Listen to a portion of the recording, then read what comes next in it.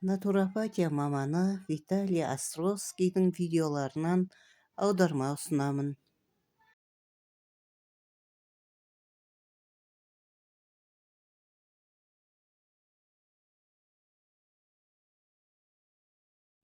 Қош келдіңіздер каналыма. Ағзаны тазалағыңыз келсе, бірінші асқазан ішек жолдарын тазалаудан бастау керек. Араб халқының әдісін мен бөлісемін.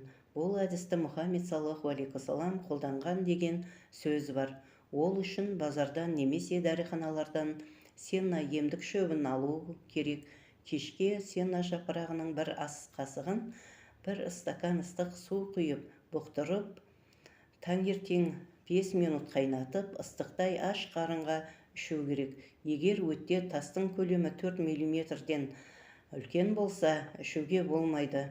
Тастың көлемі кішірек болған жағдайда ішуі керек. Ең дұрысы дәрігердің бақылауымен пайдаланған дұрыс. Осылай тұнбаны күніне бір реттен бір апта ішу керек. Екінші аптада күн ара, үшінші аптада 2 рет, төртінші аптада аптасына 1 рет. Осылай жалғастыруға болады. Араб халқы бұл емді өмір бойы қолданады екен. Осы емді қолданып жүргенде ет, сүт өнімдерін тежей тұру қажет. Оның орнына 5 рет күніне көкөніс, жеміс, жидек салаттарын қолдану керек.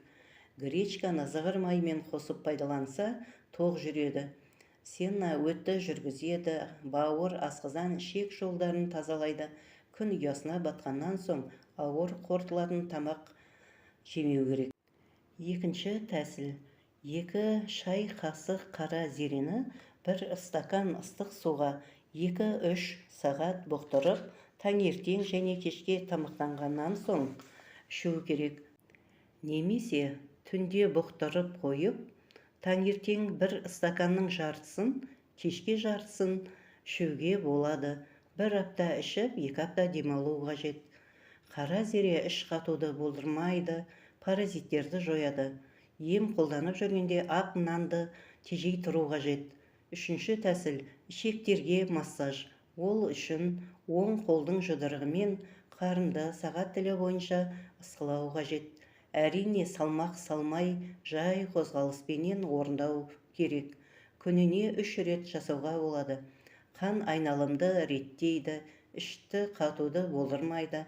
Осы жаттығуға қосымша алма, асқабақ, фасольдарды пайдаланса болады. Ем болсын, тек дәрігеріңізбен кеңесе отырып пайдаланыңыз.